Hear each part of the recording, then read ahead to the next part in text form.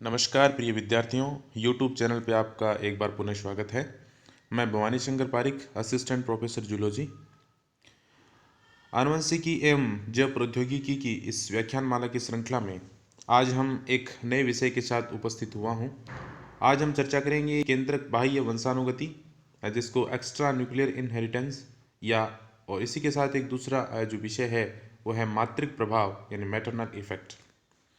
सबसे पहले हम बात करते हैं कि केंद्रक बाह्य वंशानुगति क्या होती है, एक्स्ट्रा न्यूक्लियर इनहेरिटेंस क्या होती है। अब तक हमने जिस प्रकार की वंशानुगति हमने देखी है, जिसको हम सामान्यतः मेंडेलियन वंशानुगति कहते हैं। मेंडल ने जिन लक्षणों पर अध्ययन किया था या जिन लक्षणों की वंशानुगति पे उन्होंने प्रयोग किए थे, वे सभी लक्षण केंद्रक में उपस्थित गुणसूत्रों के द्वारा नियंत्रित थे। अर्थात केंद्रक में पाए जाने वाले गुणसूत्रों पर उपस्थित जीन्स के द्वारा ये लक्षण नियंत्रित होते हैं। लेकिन इसके अलावा भी कुछ लक्षण ऐसे होते हैं जो केंद्रक में उपस्थित जीन्स के द्वारा नियंत्रित न होकर उनकी वंशानुगति कोशिका द्रव्य में उपस्थित किसी दूसरे जीन्स के द्वारा होती है। हम जानते हैं कि कोशिका द्रव्य में कोशिका द्रव्य में भी कुछ कोशिकांग ऐसे होते हैं जिनके पास अपने स्वयं का डीएनए होता है। उनमें से माइटोकॉन्ड्रिया और क्लोरोप्लास्ट हैं। माइटोकॉन्ड्रिया जो समस्त पादप और जंतु कोशिकाओं में पाए जाते हैं, जबकि क्लोरोप्लास्ट केवल पादप कोशिकाओं में पाए जाते हैं। तो माइटोकॉन्ड्रिया में अपने स्वयं का डीएनए अणु होता है, उनका स्वयं का क्रोमोजोम होता है, और वह क्रोमोजोम माइटोकॉन्ड्रियल क्रोमोजोम है वो जीवाणुवीय क्रोमोजोम से काफ़ी समानता प्रदर्शित करता है। उसी प्रकार क्लोरोप्लास्ट में भी अपना स्वयं का डीएनए या क्रोमोजोम पाया जाता है। ये वृत्ताकार डीएनए अणु होते हैं। ये भी जीवाणुविक जो क्रोमोजोम है उनसे काफ़ी समानता प्रदर्शित करते हैं। इसी कारण से माइटोकॉन्ड्रिया एवं क्लोरोप्लास्ट को अर्धस्वायत्त अंग कहा जाता है। तो कुछ लक्षण जो होते हैं वो इन कोशिका द्रव्य में उपस्थित जीन्स के द्वारा या माइटोकॉन्ड्रियल या क्लोरोप्लास्ट जीन्स के द्वारा नियंत्रित होते हैं। इसके अलावा कुछ एंडोसिम्बायोंट भी कुछ कोशिकाओं में पाए जाते हैं, जिनके द्वारा भी कुछ लक्षणों का नियंत्रण होता है।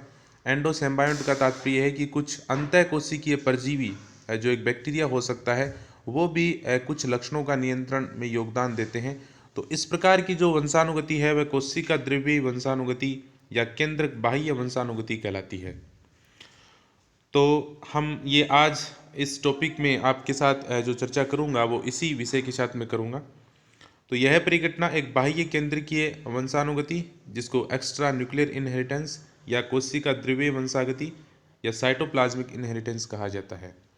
कोशिका द्रव्य के जो जीन्स होते हैं वो मेंडलियन जो जीन्स हैं या जो केंद्र के जीन्स हैं उनसे किस प्रकार से भिन्नता प्रदर्शित करते हैं। ये सामान्यतः मेंडलियन पृथक्करण व मेंडलियन अनुपात के नियम की पालना नहीं करते।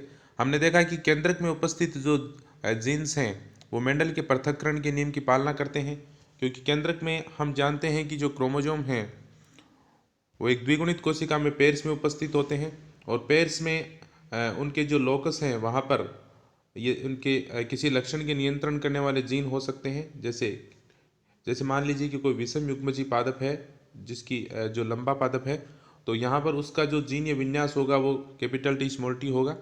तो यहाँ पर ये जब गुणसूत्र पृथक होंगे, मियोसिस के दौरान जब ये गुणसूत्र पृथक होंगे, तो उसके साथ ही ये जो जीन या एलिल्स हैं वो पृथक हो जाएंगे। यानी ये पृथक्करण के नियम की पालना वो करते हैं, उसके नियम की पालना करते हैं। और उसके बाद में जब ये युग्मक जुड़ेंगे और जब नए जीन प्ररूप बनेंगे तो उनका एक निश्चित अनुपात होता है। उस अनुपात में ही ये प्राप्त होते हैं, जिसको जीन प्ररूप अनुपात कहते हैं, जो सामान्यतः एक संकरण में 1:2:1 प्राप्त होता है। तो हम जानते हैं कि जो केंद्रकीय वंशानुगति जो होती है वो मेंडल के पृथक्करण के नियम की पालना करती है, और वो एक निश्चित अनुपात में वो लक्षण प्ररूप प्राप्त होते हैं या जीन प्ररूप प्राप्त होते हैं। जबकि कोशिका द्रव्य वंशानुगति में ऐसा नहीं होता, क्योंकि कोशिका द्रव्य वंशानुगति जो होती है वो माइटोकॉन्ड्रिया या क्लोरोप्लास्ट में उपस्थित जीन्स के कारण होती है। अतः ये किसी भी प्रकार के पृथक्करण के नियम की पालना नहीं करते, और ना ही उनके लक्षण प्ररूप या जीन प्ररूप किसी निश्चित अनुपात में प्राप्त होते हैं। मेंडलीय जो वंशानुगति से दूसरी जो भिन्नता है वो ये है कि कोशिका द्रव्य वंशानुगति जो होती है, जो ऐसे लक्षण हैं वो अनेक पीढ़ियों तक ये पाए जाते हैं। चूंकि ये किसी कोशिका द्रव्य में उपस्थित जीन्स के कारण होते हैं, तो ये चूंकि कोशिका द्रव्य जो है वो लगातार पीढ़ी दर पीढ़ी अपने लक्षणों को वंशानुगत करता रहता है, तो वे लगातार ये पीढ़ियों में सतत रूप से ये देखने को मिलेंगे। इसमें किसी प्रकार का स्किप ऑफ जनरेशन नहीं पाया जाता है, यानी कोई जैसे केंद्र के जो जीन हैं वो अप्रभावी अगर एलील के कारण है तो वो स्किप ऑफ जनरेशन को प्रदर्शित कर सकते हैं, जबकि कोशिका द्रव्य लक्षण इस प्रकार के स्किप ऑफ जनरेशन को प्रदर्शित नहीं करते। रेसिप्रोकल क्रॉस के दौरान भिन्न लक्षण प्राप्त होते हैं। हमने देखा कि केंद्रकीय अगर जो लक्षण जो हैं वो दो प्रकार से हो सकते हैं। कुछ लक्षण ऐसे होते हैं जो ऑटोसोम पे प्रेजेंट होते हैं और कुछ लक्षण ऐसे होते हैं जो लिंग गुणसूत्र या सेक्स क्रोमोसोम पे पाए जाते हैं। अगर सेक्स क्रोमोसोम पे पाए जाने वाले लक्षणों को हम छोड़ दें, अपवाद स्वरूप अगर उनको छोड़ दिया जाए, तो बाकी जो भी लक्षण जो ऑटोसोम पे पाए जाते हैं वो रेसिप्रोकल जो क्रॉस है उनमें वो समान जिसके रिजल्ट प्राप्त होंगे। रेसिप्रोकल क्रॉस का तात्पर्य यहाँ पर यह है कि जैसे हम पादप में लंबाई के लक्षण का हम देखें तो मान लीजिए कि हम एक लंबे पादप का संकरण एक बौने पादप से कराते हैं और पहली स्थिति में हमने लंबे पादप को एक नर पादप के रूप में लिया है और बौने पादप को एक मादा पादप के रूप में लिया है। तो ऐसी स्थिति में जो F1PD जो प्राप्त होगी उसमें सारे पादप जो होंगे वो लंबे प्राप्त होंगे। अब दूसरी स्थिति में हम यह करते हैं कि यहाँ पर लंबा जो पादप है इसको एक मादा पादप के रूप में ले लेते हैं और जो बौना पादप है उसको एक नर पादप के रूप में लेते हैं। ऐसी स्थिति में भी हमें समान जो रिजल्ट प्राप्त होंगे, यानी जो F1PD के जो पादप होंगे वो विषम युग्मजीय होंगे और वो सब लंबे होंगे। तो अगर रेसिप्रोकल क्रॉस का मतलब है कि जब एक बार में किसी एक जनक को जिसको नर के रूप में लिया है अगले स्थिति में उसको मादा के रूप में लिया जाए और दूसरा जनक जो पहले मादा के रूप में लिया गया था उस लक्षण प्ररूप का जो जनक है इसको अगली बार नर के रूप में लिया जाए, तो इस प्रकार का जो क्रॉस है वो रेसिप्रोकल क्रॉस कहलाते हैं। तो मेंडलीय लक्षणों की वंशानुगति जो ऑटोसोम पे उपस्थित जीन्स के कारण होती है उनमें रेसिप्रोकल क्रॉस के रिजल्ट जो हैं वो समान प्राप्त होते हैं। हालांकि सेक्स क्रोमोसोम पे उपस्थित जीन्स के जो जीन्स के नियंत्रण में जो लक्षण होते हैं उनके रेसिप्रोकल क्रॉस के रिजल्ट समान प्राप्त नहीं होते हैं, जिसको हम अच्छी तरह से समझ भी सकते हैं। लेकिन जो कोशिका द्रव्य वंशानुगति जो होती है उसमें रेसिप्रोकल जो रिजल्ट हैं वो अलग अलग प्राप्त होते हैं। ऐसा इसलिए होता है कि कोशिका द्रव्य वंशानुगति है वो किसी एक ही जनक के कारण होती है। अब मान लीजिए वो किसी मादा जनक के कारण है तो इस प्रकार की वंशानुगति मैटरनल इनहेरिटेंस कहलाती है, मात्रक वंशागति कहलाती है। और अगर वो पिता के जो कोशिका द्रव्य में उपस्थित जीन्स के कारण होती है तो वह एक पैटर्नल इनहेरिटेंस या पैतृक वंशानुगति कहलाती है। अधिकतर जो लक्षण हैं वो माता के कोशिका द्रव्य में उपस्थित जीन्स के कारण ही वंशानुगत होते हैं, इसलिए अधिकतर जो कोशिका द्रव्य वंशानुगति है वो मैटरनल इनहेरिटेंस ही होती है। क्योंकि हम जानते हैं कि युग्मक निर्माण के दौरान अधिकांश जो जीवों में कोशिका द्रव्य है वो अंड कोशिका या एग सेल के द्वारा दिया जाता है।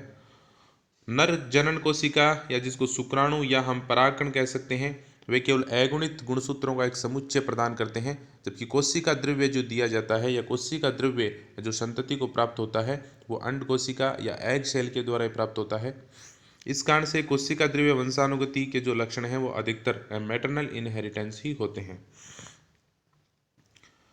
इसके बाद में ये तो हुआ कोशिका द्रव्य वंशागति क्या होती है।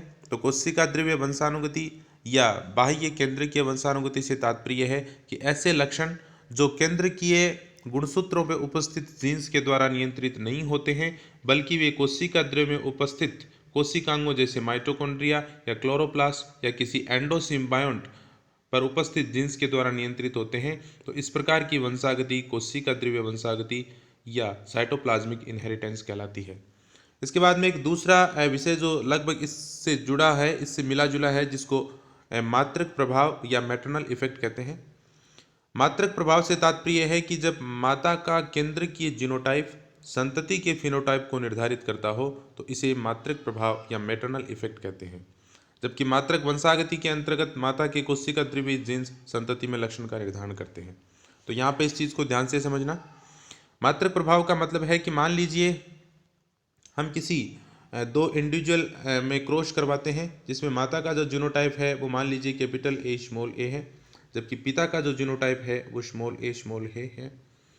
अब इससे जो संततियां प्राप्त होंगी वो दो प्रकार की संततियां प्राप्त होंगी, क्योंकि चूंकि माता के जीनोटाइप से दो प्रकार के गेमेट्स बनेंगे तो दो प्रकार की संततियां होंगी, कैपिटल ए स्मॉल ए वाली होंगी और आदि जो संततियां होंगी वो स्मॉल ए वाली होंगी।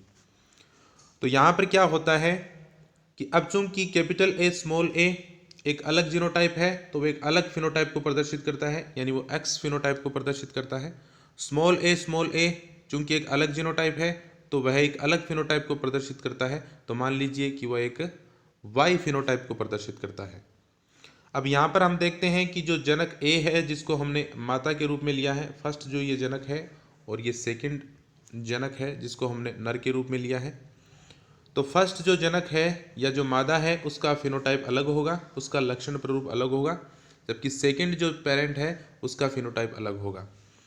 अब यहाँ पर जो संततियाँ प्राप्त होती हैं उसमें 50% संततियों के जो जीनोटाइप हैं वो कैपिटल ए स्मॉल ए हैं, जबकि 50% संततियों के जो जीनोटाइप हैं वो स्मॉल ए हैं। तो एक सामान्य दृष्टि में हम देखेंगे तो हम यही कहेंगे कि ये जो 50% संततियाँ जिनके जीनोटाइप कैपिटल ए स्मॉल ए हैं उनका लक्षण प्ररूप उनके माता के समान होगा, जबकि आदि जो संततियाँ हैं जिनका जीनोटाइप स्मॉल ए है उनका लक्षण प्ररूप उनके पिता के समान होगा। लेकिन वास्तव में ऐसा नहीं होता है। यहाँ पर क्या होता है कि ये जो संततियाँ जो सभी प्राप्त हुई हैं उन सभी का फिनोटाइप उनकी माता के समान ही होता है। तो यहाँ पर ये दर्शाता है कि माता का जो जीनोटाइप था उस जीनोटाइप है वो ही संततियों के फिनोटाइप को निर्धारित करेगा। यानी संततियों का चाहे जीनोटाइप कुछ भी हो वह महत्वपूर्ण नहीं है, उनकी जो माता थी या जो मदर थी उसका जो जीनोटाइप था वह जीनोटाइप जिस फिनोटाइप को प्रदर्शित करता है या नियंत्रित करता है वही फिनोटाइप सभी संततियों का प्राप्त होता है, चाहे उनका जीनोटाइप कुछ भी हो। तो ये जो प्रभाव है ये मैटरनल इफेक्ट कहलाता है। इसकी हम विस्तार से जो चर्चा है वो मैं आपके साथ अगले व्याख्यान में करूँगा। अभी हम केवल कोशिका द्रव्य वंशागति की बात करते हैं। तो कोशिका द्रव्य वंशागति में तो क्या होता है कि केवल कोशिका द्रव्य में उपस्थित जीन्स के कारण ही अगर कोई लक्षण नियंत्रित होता हो तो वह अधिकांशतः जो कोशिका द्रव्य के जो जीन्स है वो माता से प्राप्त होते हैं, तो वो मातृक वंशागति होती है। जबकि जो मैटरनल इफेक्ट है वो माता के जीनोटाइप यानी माता के जो न्यूक्लियर जीन्स हैं उनके कारण संतति का फिनोटाइप निर्धारित होता है। तो इस प्रकार का जो परिघटना है वो मातृक प्रभाव या मैटरनल इफेक्ट कहलाती है। हम कोशिका द्रव्य वंशागति के कुछ उदाहरण हैं वो यहाँ पर देख लेते हैं। इसमें जो एक उदाहरण है वो 4 o'clock प्लांट में रंग बिरंगी पत्तियों का जो लक्षण है वो इसका एक महत्वपूर्ण उदाहरण है। तो इसको हम ध्यान से समझते हैं। 4 o'clock प्लांट जिसको मिराबिलिस जलापा भी कहा जाता है। मिराबिलिस जलापा में 3 प्रकार की शाखाएं होती हैं। उस पादप में 3 प्रकार की शाखाएं देखने को मिलती हैं। कुछ शाखाएं ऐसी होती हैं जिनकी पत्तियों का सभी जो पत्तियां हैं उनका रंग हरा होता है यानी वो ग्रीन दिखाई देती हैं, जबकि कुछ शाखाएं ऐसी होती हैं जिनकी पत्तियों का जो रंग है वो बिल्कुल वाइट होता है, जबकि कुछ शाखाएं ऐसी होती हैं जिनकी पत्तियों का रंग बिरंगा होता है, अर्थात उनमें ग्रीन कलर के बीच बीच में वाइट कलर के पैच या धब्बे दिखाई देते हैं। तो इस प्रकार की जो पत्तियां हैं वो वेरीगेटेड कहलाती हैं। तो जो ग्रीन जिन शाखाओं में हरी पत्तियां होती हैं वो ग्रीन लीफ कहलाती हैं और जिनमें श्वेत पत्तियां होती हैं वो वाइट लीफ कहलाती हैं। तो इस प्रकार से 3 प्रकार की पत्तियां इस पादप में देखने को मिलती हैं। इनका जो पत्तियों का जो ये लक्षण है यह लक्षण क्लोरोप्लास्ट में उपस्थित जीन्स के द्वारा नियंत्रित होता है। इस पादप में 2 प्रकार के क्लोरोप्लास्ट पाए जाते हैं। एक क्लोरोप्लास्ट जो सामान्य क्लोरोप्लास्ट होते हैं, नॉर्मल क्लोरोप्लास्ट होते हैं जो हरा रंग प्रदान करते हैं। दूसरे जो क्लोरोप्लास्ट किसी जीन्स में उत्परिवर्तन के कारण यानी क्लोरोप्लास्ट के जीन में उत्परिवर्तन के कारण असामान्य क्लोरोप्लास्ट बनते हैं जिनमें हरा रंग उत्पन्न नहीं हो पाता, तो वे श्वेत रंग के होते हैं। तो जिन पत्तियों में केवल नॉर्मल क्लोरोप्लास्ट पाए जाते हैं वो पत्तियां हरे रंग की दिखाई देती हैं, और जिन पत्तियों में केवल सफ़ेद क्लोरोप्लास्ट पाए जाते हैं यानी जो म्यूटेंट टाइप के क्लोरोप्लास्ट पाए जाते हैं उन पत्तियों का रंग श्वेत दिखाई देता है। और जबकि तीसरी पत्तियां वो होती हैं जो रंग बिरंगी या वेरीगेटेड होती हैं, तो उनमें क्या होता है कुछ क्लोरोप्लास्ट नॉर्मल होते हैं और उनके साथ कुछ क्लोरोप्लास्ट जो होते हैं वो श्वेत यानी म्यूटेंट टाइप वाले होते हैं। तो इस प्रकार की पत्तियों में जहाँ पर वाइट क्लोरोप्लास्ट होंगे या म्यूटेंट क्लोरोप्लास्ट होंगे वहाँ पर श्वेत कलर दिखाई देगा, यानी जिन सेल में वाइट क्लोरोप्लास्ट होंगे उनमें श्वेत कलर दिखाई देगा, और जहाँ नॉर्मल क्लोरोप्लास्ट होंगे वहाँ पर हरा रंग दिखाई देता है। तो इस प्रकार की जो पत्तियाँ हैं वो रंग बिरंगी पत्तियाँ या वेरीगेटेड लीफ कहलाती हैं। अब यहाँ पर चूंकि क्लोरोप्लास्ट जो है वो कोशिका द्रव्य में होता है और कोशिका द्रव्य है वो एग सेल से प्राप्त होता है, तो इस लक्षण की वंशागति केवल जो मदर है या केवल मैटरनल प्रभाव के कारण होती है, यहाँ पर परागकणों का कोई रोल नहीं होता है, क्योंकि परागकण जो हैं वो निषेचन के दौरान केवल अगुणित गुणसूत्रों का एक समुच्चय प्रदान करते हैं। इसलिए ये वंशागति केवल मात्रक वंशागति है, या इसको कह सकते हैं केवल मैटरनल इनहेरिटेंस है। सबसे पहले कार्ल कोरेंस ने 1909 में इसको रिपोर्ट किया था। अब कार्ल कोरेंस ने क्या किया, 3 अलग अलग प्रकार की शाखाओं का जो कि अंड कोशिकाओं को लेके उनका अलग अलग प्रकार के परागकण वाली शाखाओं या अलग अलग प्रकार के परागकणों के साथ संकरण कराया और रिजल्ट प्राप्त किए। उन्होंने पहले सभी जो एग सेल ली वो वाइट शाखाओं के द्वारा बनने वाले जो पुष्प थे उनकी एग सेल ली, उनकी अंड कोशिकाएं ली, और पहले उनका संकरण एक ऐसी वाइट शाखा के परागकण से कराया। फिर दूसरी वाइट एग सेल का संकरण जो है वो ग्रीन पोलन से कराया, यानी हरे रंग के जो शाखाएं हैं उनके परागकण से कराया। फिर तीसरी जो श्वेत रंग की शाखाओं के जो पुष्प थे उनका संकरण रंग बिरंगी शाखाओं के परागकण से करवाया।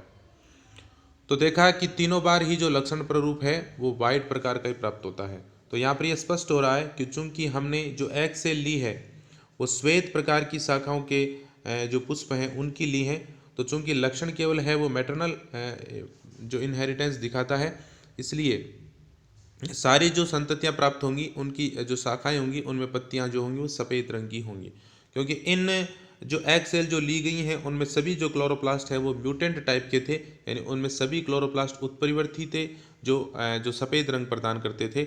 इसी कारण से ये जो लक्षण प्ररूप है ये सफ़ेद प्रकार के लक्षण प्ररूप दिखाई देता है। दूसरे प्रयोग में अब क्या किया, जो एग सेल ली वो सभी ग्रीन टाइप की ली, यानी हरे रंग की शाखाओं के जो पुष्प थे उनकी अंड कोशिकाओं का निषेचन करवाया, और इस बार भी 3 अलग अलग प्रकार की शाखाओं के परागकणों के साथ बारी बारी से क्रॉस करवाया गया।